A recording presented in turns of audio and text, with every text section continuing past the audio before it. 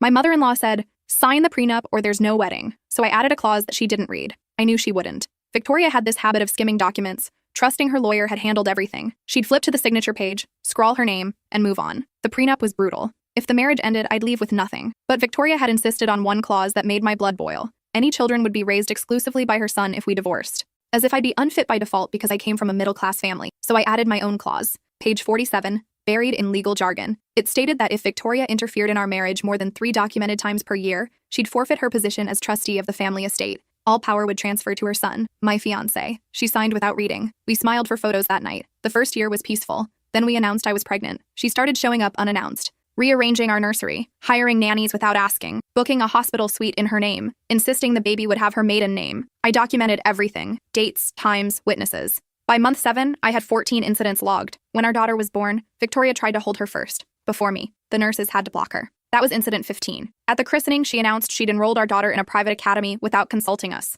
Incident 16. She'd put down $50,000 using money from my husband's trust. My husband finally saw it. We scheduled a meeting with the family lawyer. I brought my documentation and the prenup. The lawyer went pale at page 47. He'd never read it either. "This clause is legally binding," he said quietly. "Mrs. Victoria, you've exceeded the threshold." Victoria's face went from confusion to rage. "What clause?" I slid my copy across the table, highlighted in yellow. She read it, then looked at me with pure hatred. "You conniving little..." "Mother," my husband interrupted. "You brought this on yourself. As of now, you're removed as trustee," the lawyer said. Victoria stood so fast her chair fell. "You planned this from the beginning." "You signed without reading," I said. "I learned from watching you." Her lawyer tried to find loopholes. There weren't any. She'd made it ironclad herself. As Victoria reached the door, she turned back. Her voice was ice. "You have no idea what you've done. That estate isn't just money. There are arrangements, agreements that have been in place for decades." "What arrangements?" my husband asked. She smiled without warmth. "The kind that don't appreciate sudden changes. The kind your father died protecting you from." Silent. My husband's father had died 3 years ago. Single vehicle collision. No witnesses. "What are you saying?" he whispered. Victoria straightened her jacket. "Some family secrets are kept secret for a reason. You should have left things alone." She walked out.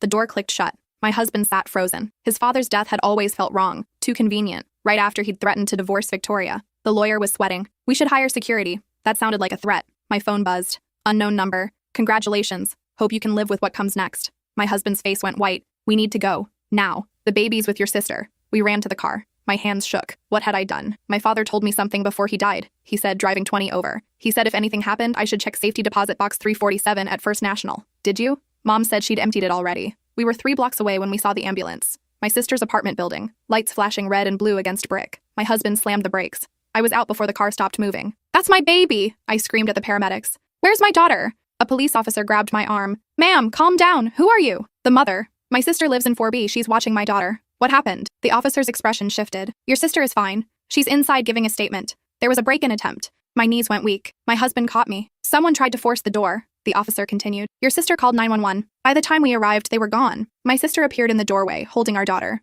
Both were crying. I ran to them, pulled them close. My baby was safe, for now. Inside the apartment, my sister was shaking. "They knew her name," she whispered. Through the door, they said they were here to collect the Ashford heir. That was the exact word. Collect. The Ashford name. My husband's family. "Did you see them?" the detective asked. 2 men. Dark suits. One had a scar across his cheek. They didn't seem surprised when I called the police. They just walked away. Slowly. Like they had all the time in the world. My husband was on his phone. Voice low. When he hung up, his face was ashen. I called my father's old partner. The one who retired right after Dad died. He said we need to leave the city. Tonight. "Why? What's going on?" "The estate isn't just family money. It's payments. Protection payments. To some very dangerous people. My father found out and wanted to stop it. Mom couldn't let that happen." The room went silent. "Are you saying your mother killed your father?" I asked. "I'm saying she didn't stop it from happening." His voice cracked. "And now she's sending a message. She can reach our daughter whenever she wants." The detective looked between us. "If you have information about a murder, we don't," my husband said firmly. "We have speculation, and a very powerful woman with very expensive lawyers." That night, we packed everything that mattered into 2 suitcases.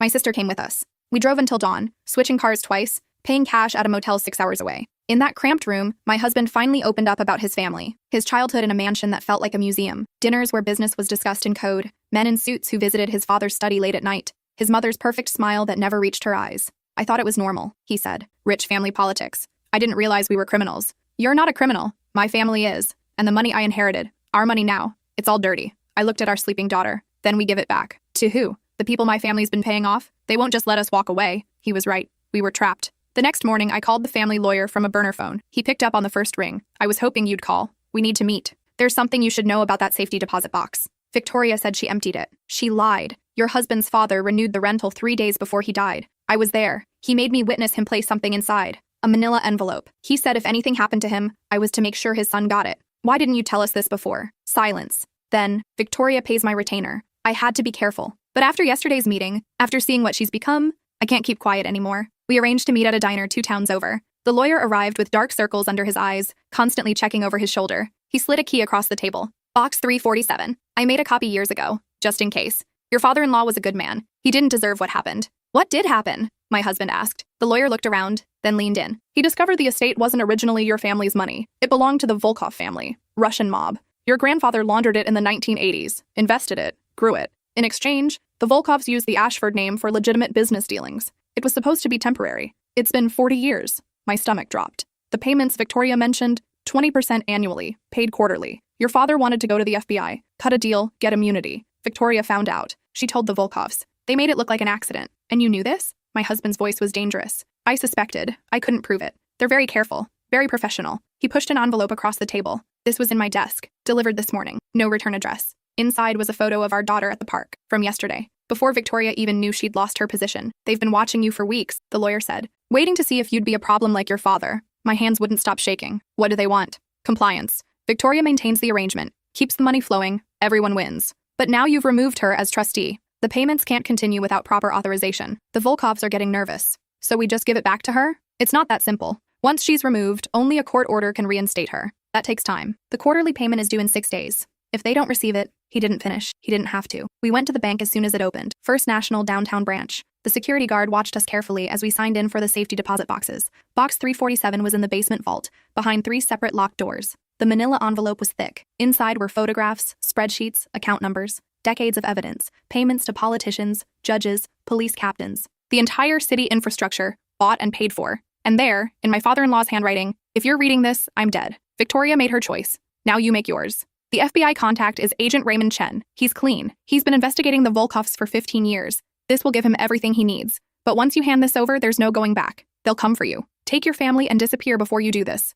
I'm sorry I wasn't brave enough to finish it myself. At the bottom, a phone number. We stood in that vault for 20 minutes, not speaking. Our daughter started fussing. She was hungry. It was time for her nap. Such normal concerns while we held evidence that could destroy an empire. My husband's phone rang. Unknown number. He answered on speaker. You took something from the bank. A man's voice, accent thick. We have cameras everywhere. Bring the envelope to Pier 7 at midnight. Alone. Or your sister dies first, then the baby. The line went dead. They're bluffing, I said. They can't just... My phone buzzed. A video. My sister, tied to a chair, tape over her mouth. A man's hand gripping her hair. The video was time-stamped 7 minutes ago. We'd left her at the motel. How did they find her so fast? Pier 7, midnight, I go alone. My husband's voice was hollow. No. We call Agent Chen. We end this now. They'll kill her before the FBI can move. You know they will. He was right. We both knew it. The drive back to the city took 4 hours. We didn't speak. Our daughter slept in her car seat, oblivious. I kept thinking about my father-in-law, about the choice he couldn't make, the bravery he couldn't find. At 11:30 p.m., we parked 6 blocks from the pier. My husband held me for a long time. If something happens,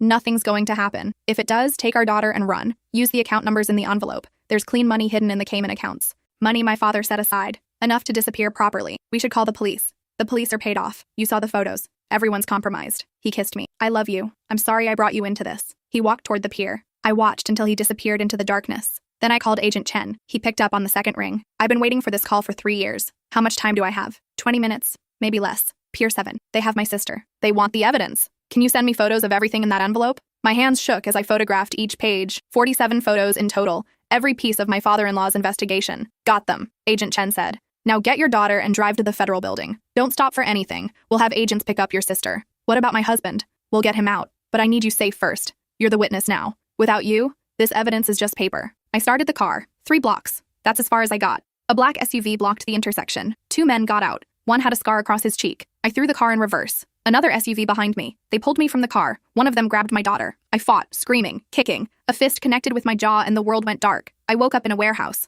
My daughter was crying. My sister was tied to a chair beside me, unconscious. My husband knelt on the concrete, hands bound behind his back, blood running from his nose. A woman stood in the center. Tailored suit, gray hair, not Victoria. The Ashford family has been useful for 40 years, she said. Russian accent. Victoria understands the arrangement. She plays her role. She profits. Everyone is happy. You, however, are causing problems. We just want out, I said. Keep the money. We don't care. It's not about the money. It's about trust. Your father-in-law broke that trust. We made an example. Now you break it too, with the FBI. She nodded to one of her men. He held up a phone, showing Agent Chen's number in my recent calls. 43 minutes ago. Very disappointing. We haven't given them anything. The photos say otherwise. Agent Chen is assembling a task force as we speak. My people in the police department are stalling, but not for long. This creates complications. She walked to my husband, put a gun to his head. No, I screamed. You have two choices. One, I kill your husband now, then your sister. Then you watch as your daughter grows up in my organization, trained to be useful. Or two, you make this go away. How? The FBI already has everything. You tell them your father-in-law was paranoid, fabricated evidence, that you were scared and didn't know what you were doing. You recant. Agent Chen's investigation falls apart without your testimony. They'll never believe that. They will if you're convincing enough. You're a middle-class girl who married rich, overwhelmed by family drama. Your husband's unstable mother made threats. You panicked, called the FBI in hysterics. Now calmer, you realize it was all a misunderstanding. You take a settlement, sign an NDA, disappear into your comfortable life, never speak of this again. She cocked the gun. Choose now. We'll do it, my husband said. We'll recant everything. Just don't hurt them. The Russian woman smiled. Smart boy, just like your father should have been. They kept us for 3 days. In that warehouse with guards rotating in shifts. They brought food, diapers, formula, kept my daughter healthy. That was almost worse. The professional care, like we were livestock being maintained. On day 2, Victoria visited. She looked at me with something like pity. You really thought you could outsmart me? You killed your husband. I saved my family. He would have destroyed everything, sent us to prison. For what? Moral superiority? She knelt beside me. The world isn't fair. It's brutal and corrupt and broken. The only choice is whether you survive it or it destroys you. I chose survival. By becoming a monster. By being realistic. She stood. The FBI raid happened this morning. Agent Chen had 40 agents hit 6 locations simultaneously. They found nothing. The accounts you photographed were already empty. The people named in those documents either have alibis or are already dead. Without corroborating evidence, without your testimony, it's just paranoid conspiracy theories from a dead man. We won't recant. We'll testify. No, you won't. Because if you do, I'll make sure your daughter's kindergarten teacher is one of ours. Her pediatrician. Her babysitter. Every person in her life will be compromised. She'll never be safe. You'll spend every moment wondering when we'll take her. And someday when she's 18, we will. Just like they did with my husband's great-grandfather 40 years ago. This is a multi-generational contract. Breaking it requires sacrifices you're not willing to make. She left. The warehouse door clanged shut. My husband looked at me. She's right. We can't win this. Your father tried. And they killed him for it. I won't let that happen to our daughter. On day 3, Agent Chen came to the warehouse. He stood on our side of the bars they'd put us behind, arms crossed. You're free to go, he said. No charges. The investigation is closed. Just like that? I asked. We raided 6 locations based on your photos. Found nothing. The accounts don't exist anymore. The people you named are ghosts. Without physical evidence, without corroborating witnesses, I have nothing. The U.S. attorney won't touch it. He looked at my husband. Your mother's lawyer filed a petition to reinstate her as trustee. Judge approved it this morning. Emergency ruling. Something about family stability and the best interests of a minor child. Which judge? My husband asked. Agent Chen showed him a name. One of the names from the photographs. On the Volkov payroll for 12 years. I'm sorry, Agent Chen said. I really thought this time. He stopped himself. Get your family somewhere safe. If you try this again, I can't protect you. They drove us back to our car. It was parked exactly where I'd left it, untouched. My daughter's car seat still in the back, like nothing had happened. We drove to a park, sat on a bench while our daughter played in the sandbox. Normal families around us, kids laughing, parents on their phones. Nobody knew the war we'd just lost. We could still run, I said. Where? They found your sister at a random motel in a different state, found us at the bank. They have resources we can't match. So we just go back to our lives? Pretend this didn't happen? We play along, keep Victoria happy, raise our daughter, hope she's merciful. I watched our daughter dig in the sand. She was smiling, innocent. She didn't know her grandmother was a killer, that her family fortune was built on blood, that her future was already sold to people who saw her as property. I won't do it, I said. I won't raise her in that world. We don't have a choice. Your father found one, and it killed him. At least he tried. We sat in silence. Then my husband said, there's one option we haven't considered. Nuclear option. What? We burn it all. The estate, the accounts, the family name, everything. Make it worthless. They can't threaten us with money that doesn't exist. That's millions of dollars. Blood money. Let it burn. We spent the next week meeting with financial advisors, lawyers, tax specialists, converting assets, selling properties, liquidating accounts. Victoria tried to stop us, filing injunction after injunction. But my husband was now the trustee. Legally, it was his money to do with as he pleased. The Volkovs reached out. Threats at first, then negotiation attempts, then silence. On day 8, we signed the final documents. Every penny transferred to legitimate charities, the estate dissolved, the Ashford family fortune, all $47 million of it, gone. Victoria showed up at our house that night. She looked 10 years older. What have you done? What you should have done 40 years ago, my husband said. Ended it. They'll kill us all. Without the money, what leverage do they have? We're worthless now. Just another broke family with a notorious name. You naive fool. It was never about the money. It was about the arrangement, the structure. You've disrupted 40 years of carefully maintained relationships. Good. Let it all collapse. She stared at him, then at me. You've sentenced your daughter to death. No, I said. We've given her a chance to grow up free. Victoria walked out. We never saw her again. The next 3 months were the worst of our lives. We sold our house, moved into a small apartment across the country. I got a job as a receptionist. My husband worked construction. We were legitimately broke now, living paycheck to paycheck. But we were together, and we were free. The Volkovs made their move on month 4, not with violence, with exposure. Every dirty detail of the Ashford family history leaked to the press. Decades of corruption, money laundering, political bribes. My husband's name was everywhere. His father's death reinvestigated. Victoria was arrested at dawn, charged with conspiracy to commit murder. The trial was a media circus. For 8 weeks, every skeleton came tumbling out. The prosecutors had everything: names, dates, amounts, testimonies from organization members taking plea deals. The evidence my father-in-law had collected, combined with 4 decades of additional crimes. The Volkovs were done. 17 members arrested in coordinated raids. The organization collapsed from within. On the witness stand, Victoria looked at us one last time. I did it for family. To protect you. Everything I did was for you. You did it for power, my husband said. And you destroyed our family in the process. She got 25 years. 3 of the Volkov leadership got life. Agent Chen called us the day the verdicts came down. Your father would be proud. He started this. You finished it. We just made it worthless to them. You did the rest. Sometimes that's all it takes. Removing the incentive, the rest falls apart on its own. We hung up. Our daughter was learning to walk, taking shaky steps across our tiny living room. She didn't know her inheritance was gone. Didn't know her grandmother was in prison. Didn't know the price we'd paid for her freedom. She'll grow up normal, I said. Public schools, student loans, working for everything she gets. Just like we did. Better than the alternative. We watched her fall, get up, try again, determined, strong, free. 2 years later, my sister asked the question I'd been dreading. We were at Sunday dinner, our new tradition in our cramped apartment. Do you regret it? Giving up all that money? I thought about the mansion we'd sold, the cars, the lifestyle, the security that wealth provides. Then I looked at our daughter, coloring at the table, arguing with her cousin about which crayon was better. Every single day, I said. But I'd do it again. Really? Money like that has a cost. Compromises you don't see until it's too late. We paid for our freedom with dollars. Victoria paid with her soul. I know which price I prefer. My sister nodded. She'd moved in with us after the trial, helping with childcare while working her own job. The apartment was cramped. Money was tight. But we were safe. My husband came home from work, covered in drywall dust. Construction paid $22 an hour, a far cry from his trust fund. He kissed me, smelling of sweat and sawdust. How was work? Honest, he said. That's enough. We ate dinner together. Boxed pasta and jarred sauce. Our daughter complained it wasn't fancy enough. We laughed. She had no idea fancy meant compromised, controlled, owned. After dinner, I pulled out the envelope. My father-in-law's final message. I read it sometimes when I needed reminding. Take your family and disappear before you do this. I'm sorry I wasn't brave enough to finish it myself, but we hadn't disappeared. We'd stood and fought, in our own way, by making the thing they wanted worthless. Sometimes the only way to win is to flip the board. The phone rang. Unknown number. My heart stopped. Don't answer it, my husband said. It could be nothing. Or it could be them. I let it go to voicemail. 5 minutes later, I checked it. Agent Chen's voice.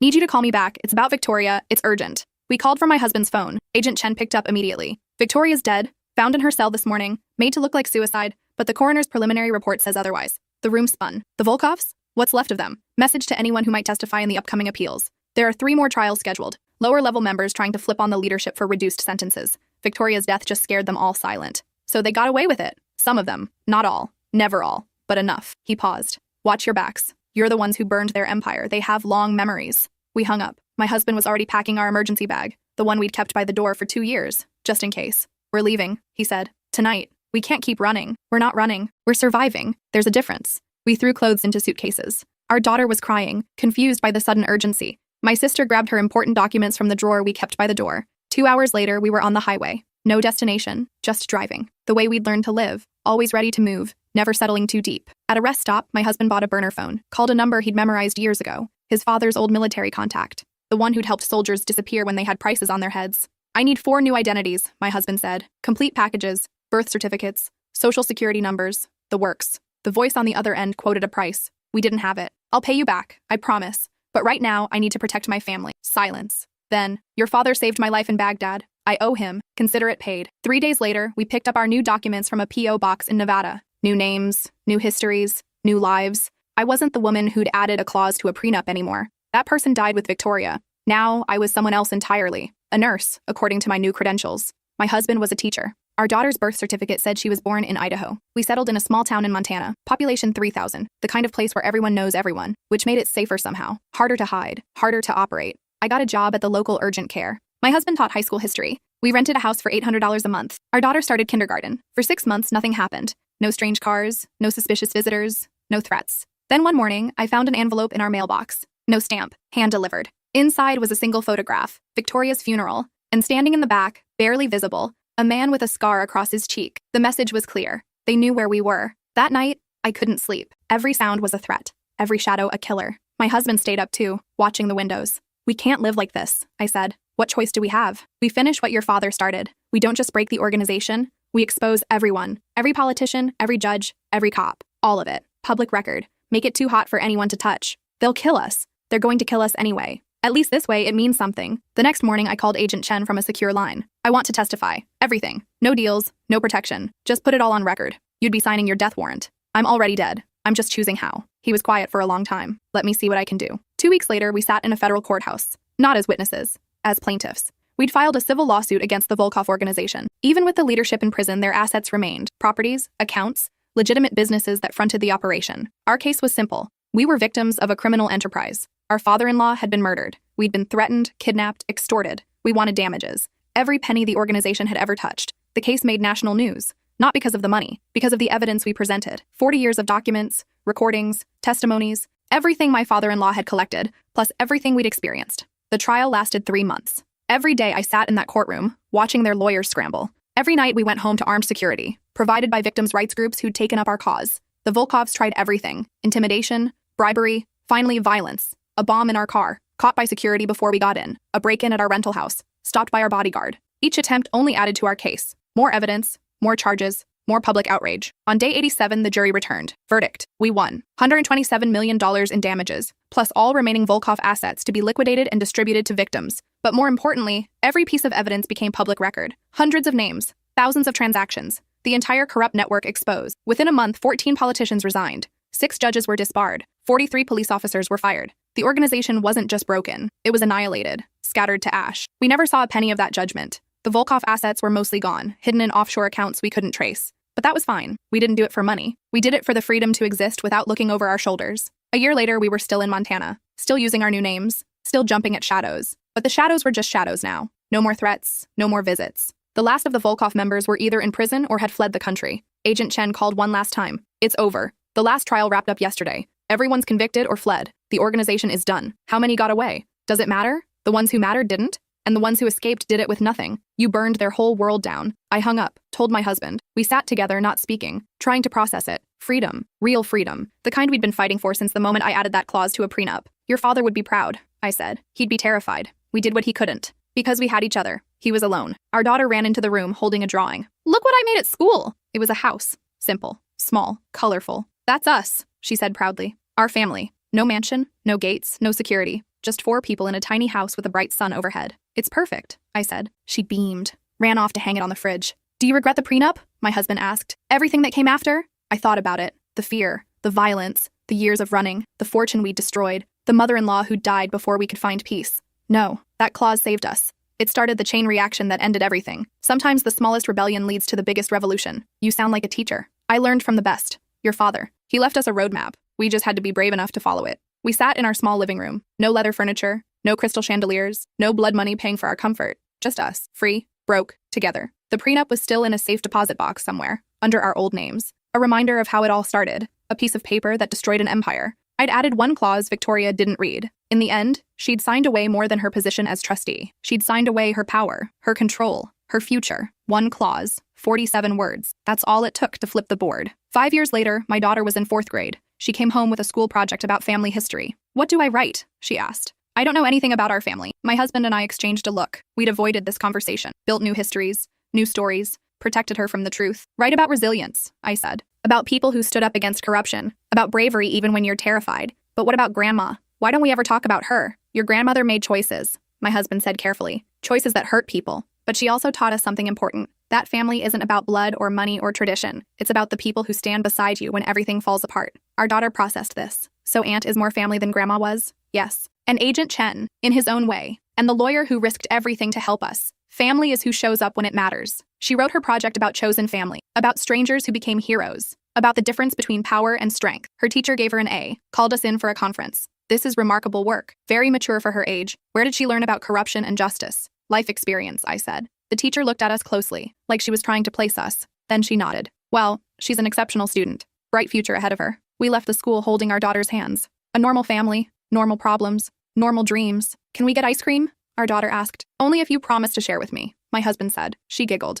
We walked to the ice cream shop 3 blocks away. No security, no bodyguards, no fear, just freedom. The kind we'd paid for with everything we had. The kind you can't buy with blood money. The kind that matters. At the ice cream shop, my daughter ordered strawberry. My husband got chocolate. I got vanilla. Boring, my daughter teased. Classic, I corrected. We sat outside watching people walk by. A woman pushed a stroller. A man walked his dog. Teenagers laughed at something on their phones. Normal, beautiful, simple. Do you think Grandma ever ate ice cream? My daughter asked suddenly. The question caught me off guard. Probably. Everyone eats ice cream, but was she happy when she ate it? My husband set down his cone. I think your grandmother forgot how to be happy. She was too busy trying to control everything. That's sad. It is. I don't want to be like that. You won't be, I promised. You're already different. You know what matters. She smiled. Strawberry ice cream on her nose. Happy, free, unbroken. Everything we'd fought for. Sitting right there in a 9-year-old's smile. That night, after our daughter was asleep, my husband pulled out a box from the closet. Inside were the documents. All of them. The prenup, the photos, the evidence, the court records.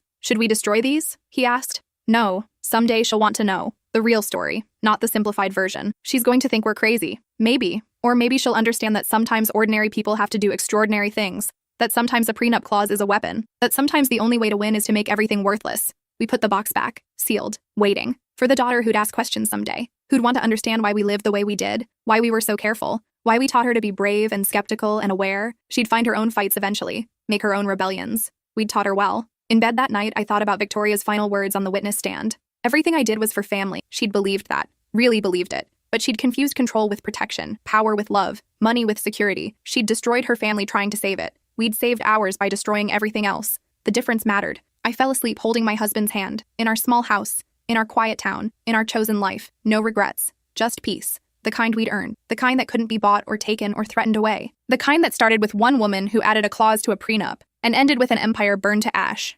What's the strangest rule your family had that made no sense until you learned the real reason? Growing up, we had one absolute rule that made 0 sense. No one was allowed to answer the door after 6 p.m. Ever. My mom would physically block us if we even moved toward the door when someone knocked. Dad installed a special deadbolt that required a key from the inside. When my friends came over for sleepovers, they thought my parents were paranoid freaks. What if it's an emergency? I'd ask. Then they'll call 911, Mom would say, her voice shaking like she'd seen a ghost. The rule was so strict that when my aunt collapsed on our front porch during a family barbecue at 7 p.m., we watched through the window as she convulsed on our welcome mat. Mom dialed 911 but wouldn't unlock the door until the paramedics arrived. My aunt survived, but she never spoke to us again. At family gatherings, she'd stare at my parents with this look of pure disgust. I was 12 when I started questioning everything. Why did we move every 2 years like clockwork? Why did Mom flinch whenever someone mentioned our last name at school events? Why did Dad have 3 different driver's licenses hidden in his toolbox that I found while looking for a screwdriver? Why did we never visit relatives or have any family photos displayed anywhere in the house? The worst part was watching my younger brother Ethan accept it all as normal. He'd tell kids at school that our family had a door disease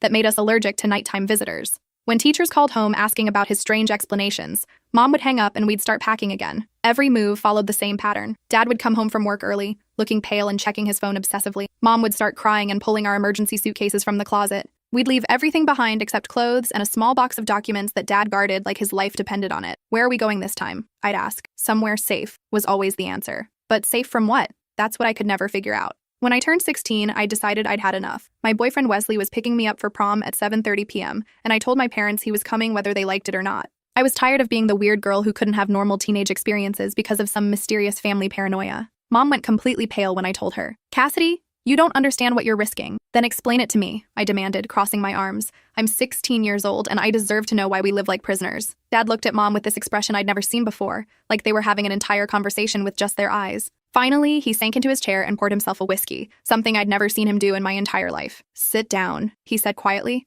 Both of you. Ethan joined us at the kitchen table, sensing something big was about to happen. Dad's hands were actually trembling as he took a sip of his drink. Your real name isn't Cassidy Morgan, he said so quietly I almost didn't hear him. It's Cassidy Volkov, and your grandfather isn't dead like we told you. He's in federal prison. My stomach dropped to the floor. What are you talking about? Mom joined us, tears already streaming down her face. Your father's family controlled the heroin trade on the East Coast for 30 years. When your dad testified against them, we had to disappear. The room started spinning. I felt like I was going to throw up. Testified against who? My own father, Dad whispered, staring into his glass. My brothers, my uncles, my cousins. everyone I'd ever called family. He explained how he'd been born into the Volkov crime family in Brighton Beach, Brooklyn, how he'd been laundering money through legitimate businesses since he was 18 years old, thinking it was just smart business practice, how his father had groomed him to take over the financial side of the operation, sending him to college to study accounting and finance with money earned from drug dealing and human trafficking. I thought we were entrepreneurs, Dad said, his voice breaking slightly. Your grandfather always told me we were just smarter than other people,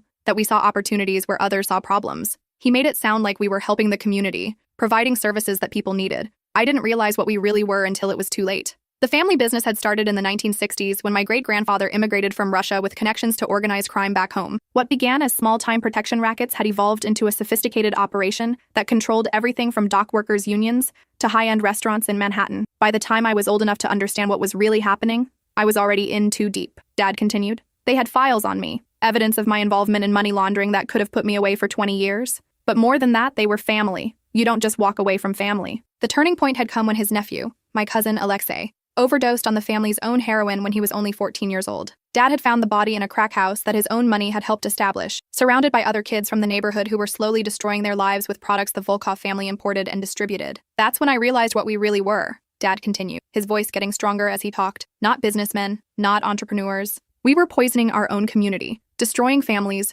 creating the very addicts who were buying our product and then profiting from their desperation. I couldn't live with it anymore. But leaving wasn't simple. The family had protocols for dealing with members who wanted out, and those protocols usually involved a funeral. I tried to distance myself gradually, Dad said. Started making mistakes with the books, acted like I was burning out, hoped they'd just reassign me to something harmless. But your grandfather saw right through it. One night, they'd brought Dad to a warehouse in Queens where they'd tied a man to a chair. The man was a mid-level dealer who'd been skimming money and thinking about going to the police. They wanted me to kill him, Dad said, his voice barely audible, to prove my loyalty, to show that I was still family. Dad had refused, and that's when they knew for certain that he was a liability. That's when I contacted the FBI, he said. I had no choice. It was either help them build a case or end up like that man in the warehouse. For 2 years, Dad had worn a wire to family meetings, recorded conversations in restaurants and social clubs, and documented financial transactions that moved millions of dollars through shell companies and offshore accounts. He'd photographed documents, memorized shipping schedules, and gathered evidence of murders, kidnappings, and corruption that went all the way up to judges and city council members.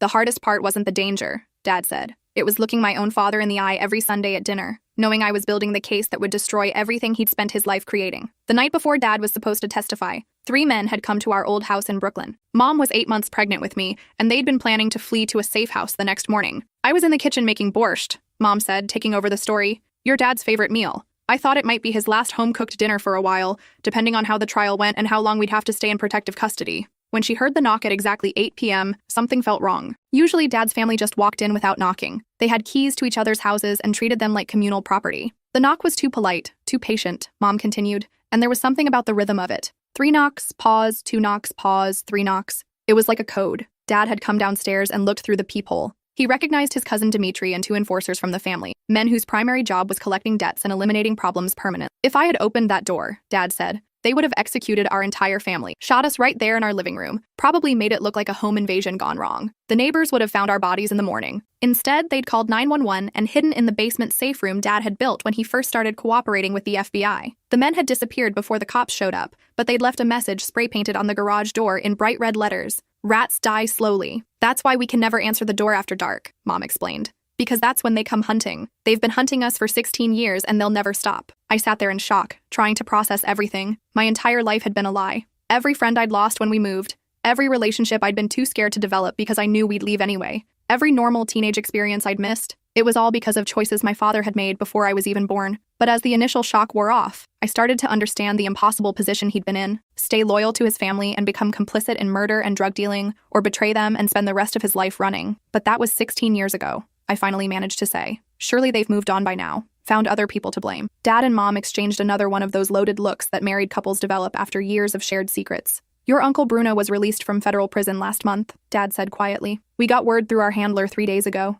He's been asking questions about us in the old neighborhood, offering money for information. My blood turned to ice. Our handler? We're in the Federal Witness Protection Program, Mom said. Have been since you were 6 months old. Everything you know about our life, our names, our history, our identities, it's all been carefully constructed to keep us hidden. The revelation hit me like a physical blow. Not only was my family history a lie, but I wasn't even who I thought I was. What's my real name? I asked. Cassidy Volkov, Dad said. named after your great-grandmother, who was reportedly the only person my grandfather ever truly feared. Suddenly, everything made sense. The way Mom would scan crowds at the grocery store like she was looking for specific faces, how Dad always parked facing the exit wherever we went, and how he taught us to identify at least 2 escape routes from any building we entered. Why we had no family photos, no yearbooks, no connections to the past. Why we moved constantly but never seemed to have financial problems despite Dad's seemingly ordinary jobs. The house we lived in when you were little? Dad continued. The one with the swing set in the backyard that you barely remember? That wasn't our first relocation. It was our 4th. They found us in Phoenix when you were 2, then Dallas when you were 4, then Minneapolis when you were 6. Each time, we barely escaped with our lives. Each discovery had been different, but the pattern was always the same. Someone would recognize Dad at a store or restaurant. A teacher would ask too many questions about our family history. A neighbor would notice Dad's habit of checking cars for tracking devices. How did they find us? Ethan asked, speaking for the first time since this conversation had started. Different ways each time, Mom said, wiping her eyes with a tissue. Sometimes they'd recognize your father's face even though he'd grown a beard or dyed his hair. Once, they traced a Christmas card your dad's sister sent before she understood the gravity of the situation. Another time, they hacked into school records looking for children with our birthdays and physical descriptions. In Dallas, they'd found us because Dad had used his real social security number when applying for a job. In Minneapolis, it was because Ethan had mentioned in school that his father knew how to speak Russian, which got back to a teacher whose brother worked for a private investigator. Every time we thought we were safe, Dad said. Every time we thought maybe they'd given up, or maybe we'd finally gotten far enough away. But they never stopped looking. Your grandfather put a price on my head that's still active. $500,000 to anyone who can deliver me alive to the family. What about dead? I asked, not sure I wanted to hear the answer. $250,000, Dad replied without hesitation. They want me to suffer before I die. They want to make an example of what happens to people who betray the family. The money wasn't even the main motivation anymore, Dad explained. It was about reputation and respect. In their world, letting a betrayal go unpunished was seen as weakness. And weakness was fatal to a criminal organization. Every few years, someone new takes over leadership and decides they need to prove themselves, Dad said. And hunting down the rat who destroyed the family's East Coast operation is seen as a prestigious assignment. So when Wesley comes to pick me up tonight, I started. You're not going, Dad said firmly. We're leaving. Tonight. Our handler is already arranging emergency transportation to a new location. Something in me snapped. After 16 years of running, of living in constant fear, of never being able to form lasting relationships, or feel truly safe anywhere, I was finally old enough to understand what we'd lost, what I'd never had the chance to experience. Normal family relationships, grandparents who could spoil us and tell us embarrassing stories about our parents, aunts and uncles who sent birthday cards and remembered our achievements, friends we could keep for more than 2 years, the ability to plant roots somewhere and watch them grow. No, I said, standing up from the table. I'm not running anymore. I didn't choose this life. I didn't make the decisions that put us here. I'm not going to keep paying the price for something I had no part in. You don't have a choice, Mom pleaded, reaching for my hand. If they find us, if they find you, then we call the police. This is America, not some lawless wasteland. We have rights. We have protection under the law. Dad laughed, but there was no humor in it. The police? Honey, half the cops in our old precinct were on my family's payroll. 3 judges too, and at least 1 prosecutor. You think corruption stays in one city? You think they don't have reach wherever we go? But the FBI can protect us while we're actively testifying and while there's an ongoing case, Dad explained. But the witness protection program doesn't last forever. Eventually, you're supposed to build a new life and disappear into it completely. We've never been able to do that because they keep finding us. Maybe it's time to stop running, I said. Maybe it's time to fight back. With what? Mom asked desperately. We're 4 people against an entire criminal organization that has resources, connections, and motivation we can't even comprehend. We have the truth, I said. We have evidence. We have 16 years of documentation about how they've been harassing us. That has to count for something. Dad shook his head. The evidence that put them away originally is what's keeping us alive right now. They can't just make us disappear without consequences because the FBI knows their history with us. But if we surface, if we try to live normal lives, we become easy targets again. Then what's the point? I asked, my voice rising. What's the point of being alive if we're not really living? What's the point of surviving if we can never actually have a life? The question hung in the air like smoke. None of us had an answer. That night, as I sat in my room staring at my prom dress hanging in the closet, I made a decision that would change everything. I wasn't going to run anymore. I was going to prom, and whatever happened afterward, we'd face it as a family. At 7:30 p.m. exactly, I heard Wesley's car pull up outside. He knocked on the front door, probably holding the corsage he'd saved up 3 months to buy me. I could picture him out there in his rented tuxedo, nervous but excited about our first formal dance together. My parents went into immediate crisis mode. Dad grabbed the loaded handgun he kept in the kitchen drawer, something else I'd just learned about my family. Mom pushed Ethan toward the hallway closet where there was a hidden panic room Dad had built into every house we'd ever lived in. Don't answer it, Dad hissed, positioning himself where he could see both the front door and the back entrance. But I was done being afraid. Done living like a prisoner in my own life. I walked to the front door and looked through the peephole. Wesley stood there in his rented tuxedo, looking nervous but excited. The corsage was exactly the right color to match my dress, baby blue with white roses. He'd probably spent an hour at the florist making sure it was perfect. Behind him, partially hidden by our neighbor's hedge, stood a man in a dark suit, watching, waiting. My blood turned to ice. "Dad," I whispered, "there's someone else out there." He joined me at the peephole, his gun drawn and ready. When he saw the man in the suit, all color drained from his face. "That's Dimitri," he breathed. "My cousin." Wesley knocked again, calling my name. He had no idea he was being used as bait, that his presence had probably signed his death warrant just by being associated with me. "Cassidy?" Wesley called through the door. "I know you're in there. Your mom's car is in the driveway." Dad was already on his phone with our federal marshal. "They found us. We need immediate extraction." But it was too late. As we watched through various windows throughout the house, more men emerged from cars parked strategically around our neighborhood. 6 of them total, surrounding our house like we were the targets of a military operation. "The basement," Dad ordered. "Now." We had a reinforced safe room down there, steel-lined walls, separate ventilation system, satellite phone, enough food and water for 3 days. I'd always thought it was Dad's paranoid overkill. Now I realized it might be the only thing standing between us and execution. As we huddled in the basement, I could hear Wesley still knocking, then calling my name louder. His voice changed as he realized something was wrong. "Cassidy, if you're in there, just let me know you're okay," he called. "I'm worried about you." Then I heard other voices, men speaking quietly but urgently. Wesley's voice changed again, confusion, then fear. "Hey, what are you doing? Get away from me," he said. "I don't know what you want, but..." His voice was cut off abruptly. I heard what sounded like a struggle, then car doors slamming. An engine revved, tires screeched against asphalt, then silence. 20 minutes later, our marshal called back on the satellite phone. "They're gone, but they left a message." "What message?" Dad asked, his voice hoarse with fear. "They took the boy." My heart stopped beating. "Wesley?" Mom grabbed my arm so tightly it left bruises. "They have your boyfriend." The marshal explained the situation over the satellite phone. The Volkov family had been tracking us for months, probably since Bruno's release was first approved by the parole board. They'd done extensive research into my life, my routines, my relationships. They knew exactly how to hurt us most effectively. "They want to meet,"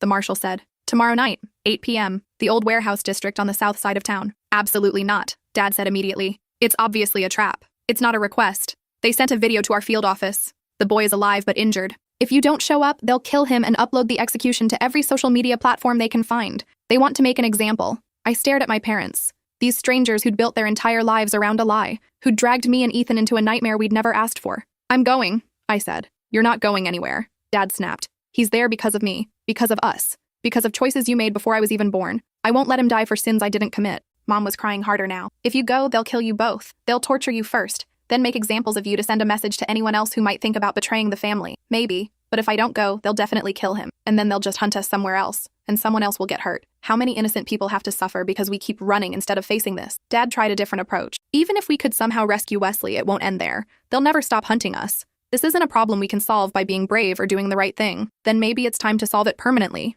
I said. The next day, I spent hours researching everything I could find about the Volkov family online. News articles about the original trial, court documents that were public record, information about their business operations and known associates. What I discovered made my blood run cold. The family had been decimated by Dad's testimony 16 years ago, but they'd been rebuilding. Bruno and 3 of his brothers had received life sentences. Their father, my grandfather, had died in prison 5 years ago from a heart attack. Most of their legitimate businesses had been seized by the federal government, but they'd adapted. Smaller, more careful, more vicious. Bruno's son Mikhail had taken over operations while his father was in prison, focusing on human trafficking and cybercrime rather than traditional drug dealing. They had connections to Russian organized crime, Eastern European arms dealers, and corrupt officials in at least 6 countries. "They're not just looking for revenge," I told my parents that evening. "They're looking to rebuild their reputation. Killing the rat who destroyed their family would send a message to every law enforcement agency and potential witness in the country. All the more reason not to walk into their trap," Dad said. "All the more reason to end this once and for all," I replied. Against every protocol and my parents' desperate pleas,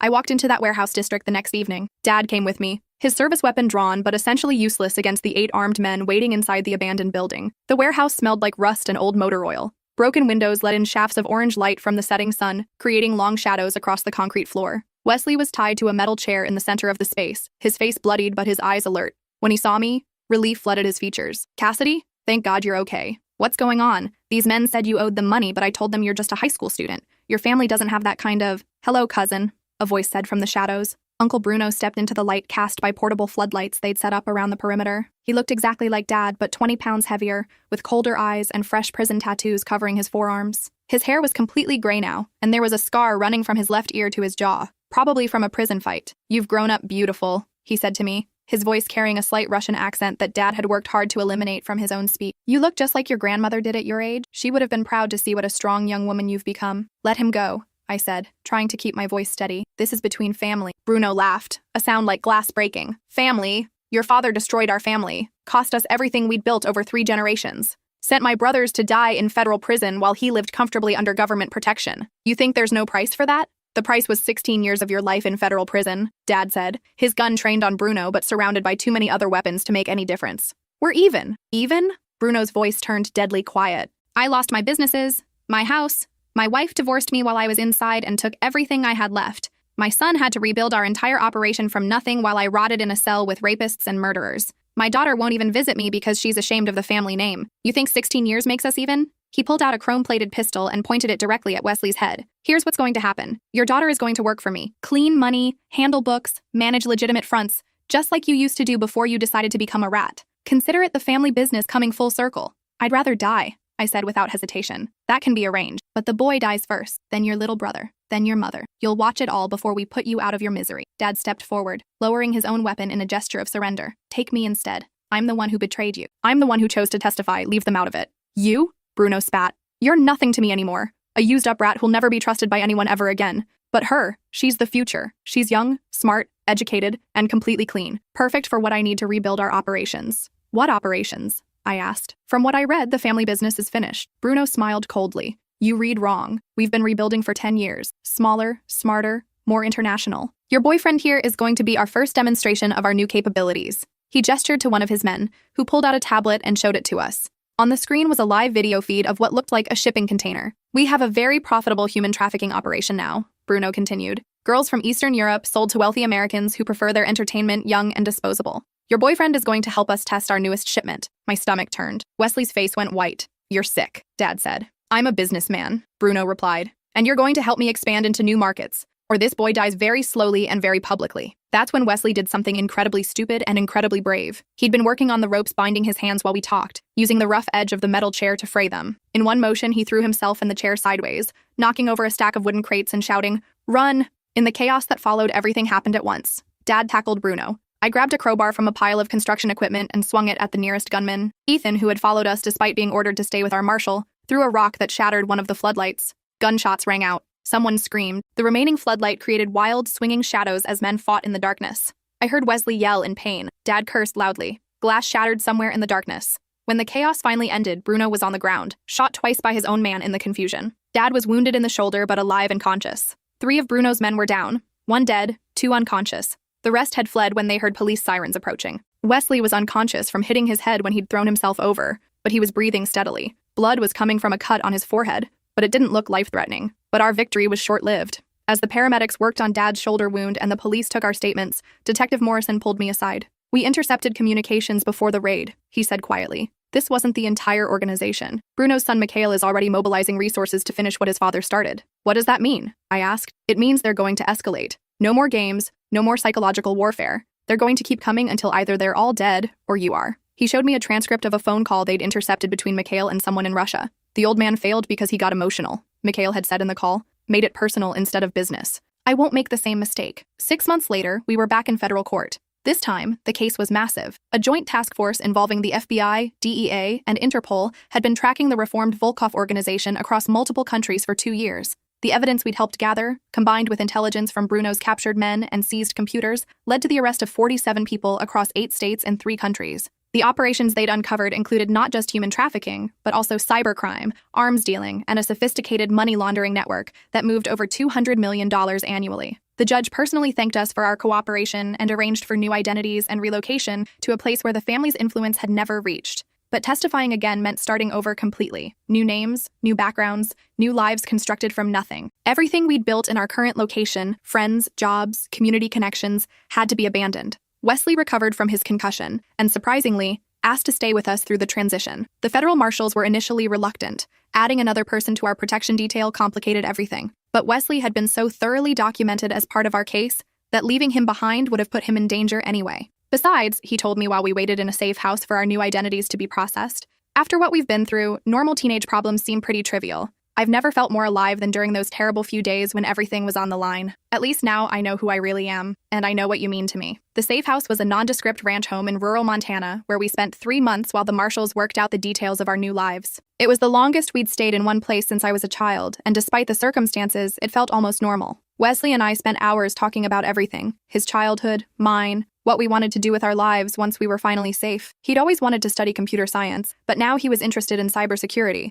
specifically helping law enforcement track down criminals who use technology to hurt people. "I want to make sure what happened to us doesn't happen to other families," he said. Ethan, meanwhile, seemed to be processing the trauma differently. He'd become quieter, more introspective. He spent hours reading about criminal justice and social work, talking about wanting to help other kids who'd been caught up in situations beyond their control. "We're not the only family dealing with this," he said one evening. "There are probably hundreds of kids out there living fake lives because their parents made enemies of dangerous people." He was right. During our debriefing sessions, we learned about other families in similar situations: witnesses, former gang members, people who'd escaped human trafficking operations. The witness protection program was much larger than I'd ever imagined. "The hardest part isn't the danger," one of the marshals told us. "It's the isolation. Most families struggle with the complete loss of their previous identity. Some people never adjust. But we were adjusting, slowly." Mom started talking about maybe going back to school to become a teacher, something she'd always wanted to do, but had never had the stability to pursue. Dad was interested in working with victim advocacy groups, using his experience to help other people navigate the legal system. "Maybe some good can come out of all this," he said one evening as we sat on the porch watching the sunset over the Montana mountains.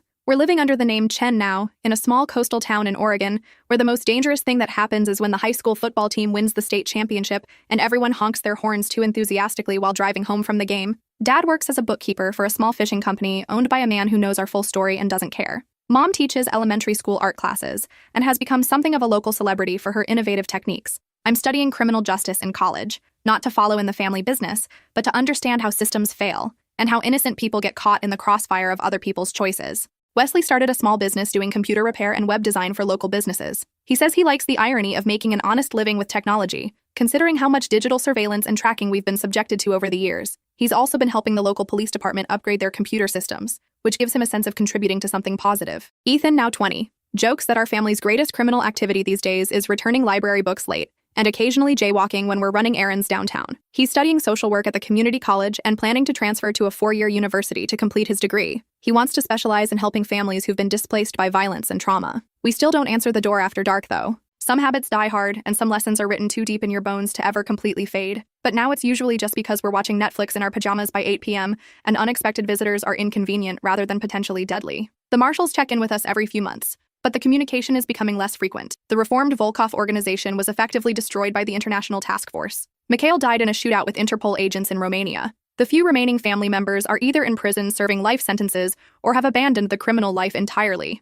"You're probably safe now," our last handler told us during his final visit. "But keep the protocols active for at least another 5 years. Old habits and old enemies sometimes resurface when you least expect them." The transition to normal life hasn't been easy. Wesley still has nightmares about the warehouse. Ethan sometimes flinches when he hears unexpected noises. Mom and Dad both struggle with anxiety, especially in crowded places where they feel like they can't control their environment. But we're building something real here, something stable. For the first time in my life, I'm making plans that extend beyond the next 2 years. Wesley and I are talking about getting married after I graduate from college. Ethan has made friends who know him well enough to tease him about his weird family quirks without knowing the full story behind them. "It's strange," Mom said to me last week as we planted flowers in our front yard. "I keep waiting for the other shoe to drop, for someone to recognize us or for a phone call telling us we have to run again. Maybe that's normal," I said. "Maybe it takes time to trust that the danger is really over." "I hope you're right," she said. "I hope you kids get to experience what normal feels like." But here's the thing about normal. It's not what I expected. Normal doesn't mean forgetting what happened to us or pretending our past doesn't exist. Normal means being able to talk about our experiences without fear, being able to form relationships without constantly worrying about putting people in danger, being able to make plans for the future. Sometimes I wonder if we'll ever feel completely safe, if the hypervigilance will ever fade, if the automatic threat assessment we do when entering any new space will ever become unnecessary, if the fear will ever fully leave our eyes when we hear unexpected knocks or see unfamiliar cars parked on our street. But then Wesley takes my hand during a movie, or Ethan makes one of his terrible dad jokes, or Mom hangs another one of her students' drawings on our refrigerator, and I remember that some rules are worth breaking, even when the cost seems impossibly high. The rule about not answering the door after dark kept us alive for 16 years, but ultimately it was breaking that rule, choosing to fight instead of hide, that finally set us free. Sometimes the most dangerous thing you can do is also the most necessary, especially then.